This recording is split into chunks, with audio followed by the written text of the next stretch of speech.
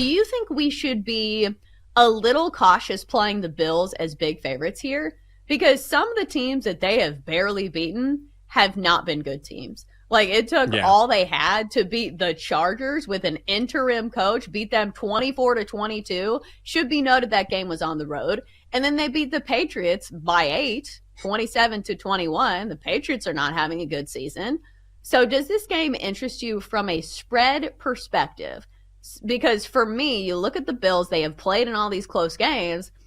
I don't think I want to lay 9.5 with this Bills team, especially the fact that they just won a game last night. Correct. But Josh Allen had 3 turnovers, and one of their touchdowns came from a 96-yard punt return. So 9.5 feels a little too rich for me. I think if there were a play in this game, it would only be the Steelers. Yeah, I'm with you. It is still a playoff game. And if we're talking about the playoffs, do I really want to lay 9.5? Although I will say, honestly, I was going to say I would lean to the Bills. No, I would lean to the Steelers here. Am I giving Mike Tomlin too much credit? In the playoffs, and I know that's it's just a very basic thing to say, but in the playoffs, 9.5 points with everything on the line just seems like way, way too many points. I don't care what the matchup is. Sure, Buffalo could cover it. I don't believe in the Steelers at all, but there's no way I want to lay 9.5 no matter what the matchup is.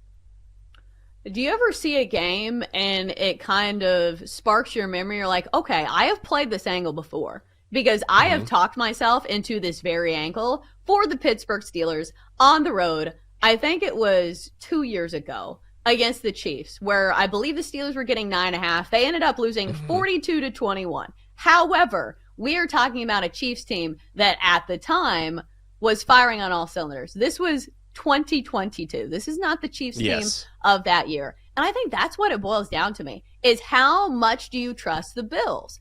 As great as a stretch as they have been on, they still have signs of a team that can give it away at any moment. Again, I'm pointing to those scores where they have kept it close with some of the worst teams in the NFL. So it's only the Steelers for me. Maybe it's a no play. This total's 38.5. Because I just thought to myself, okay, if you think the Steelers are bad, but you don't want to trust them to cover the 9.5, maybe you take a look at an under. But 38.5? I don't know. Are we not giving enough credit to the Washington offensive line? Because when I first started looking at this game, I thought to myself, okay, Michigan's the way better offensive line. This is a team that's going to dominate in the trenches. But guess who won the Outland Trophy for the best offensive line in college football? That would be the Washington Huskies. So maybe this is a team that we're not giving enough credit for. I think you're correct in the fact that maybe Texas wasn't trying enough and they didn't bring pressure enough to even try to slow down Michael Penix Jr. I do think we'll see more of that tonight. And maybe that limits Michael Penix Jr.'s ability to be effective.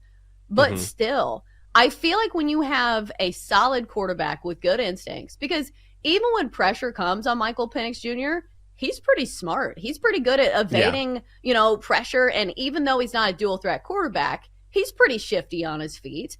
So when you have a good quarterback back like that, and you also have multiple NFL caliber receivers that Washington has, what is the only comp that we have for Michigan defending number one receivers? It was Marvin Harrison Jr., who went off for Ohio State, had over 100 yards receiving. But I will say, Ohio State lost the football game, but their quarterback is not Michael Penix Jr. I was thinking about this, dating back to last season. The last time that Michigan has faced a really good quarterback, they beat C.J. Stroud, didn't they? Like, I know this is two different teams, but I'm just looking for comps here. And that's the only one I can think of.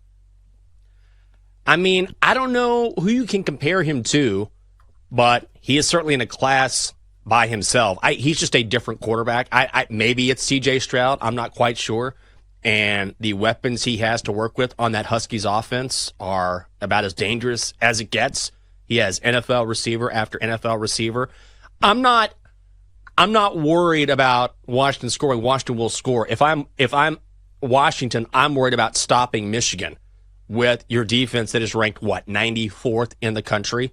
Because Michigan is going to hit you in the mouth.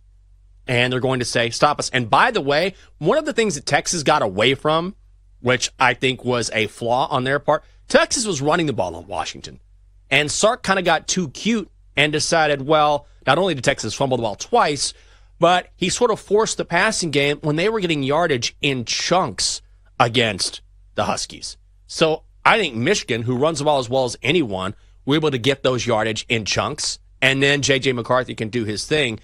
I just worry about my issue is not with Washington not scoring. Again, they're going to score. My issue is, can Washington stop Michigan? And again, I keep going back to that Texas game. Texas should not have been in that game. The only reason why they were in that game is because of the Washington defense or lack thereof. So I just believe that over time, over the course of the game, Michigan will get enough stops to cover the number. Let's take a brief pause to talk about some line movement, because we did see this line go to 5.5 briefly yesterday. I was looking at this line. It went to 5.5. Now it's back down to 4.5. But there is juice if you are taking Michigan. It's minus 115 on the minus 4.5 side, which means it's closer to 5 than it is, going back down to 4. So it feels like we are seeing, money coming in on Michigan. I do think the majority of the bets are on Washington, but when it comes to handle, usually that is a signal that the big money is on Michigan. So do you think Ron Rivera's time was kind of doomed from the start through all of these challenges? Because I'll say, Washington's a tough place to coach with all of the turnover that we've seen at the ownership position. It's been a lot of changes for Washington. So do you think Ron Rivera ever had a chance? Yes, 1,000%.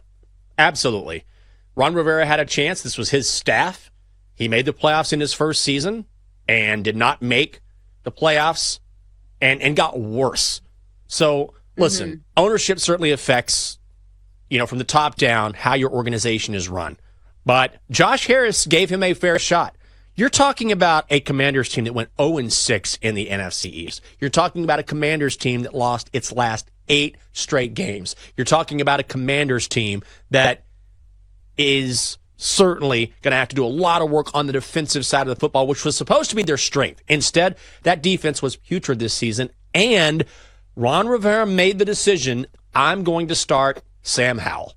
And you can debate whether or not Sam Howell has the potential to be a starter in the National Football League, but whenever we saw Jacoby Brissett in the lineup for Washington, clearly he was a much better option. Of course, hindsight is 2020, but clearly Jacoby Brissett, a much better option than Sam Howell. That was Ron Rivera's decision to say, I'm going to go with this kid out of North Carolina. It has not worked out. Sam Howell has regressed. And then Ron Rivera let go Jack Del Rio, his defensive coordinator, a few weeks ago.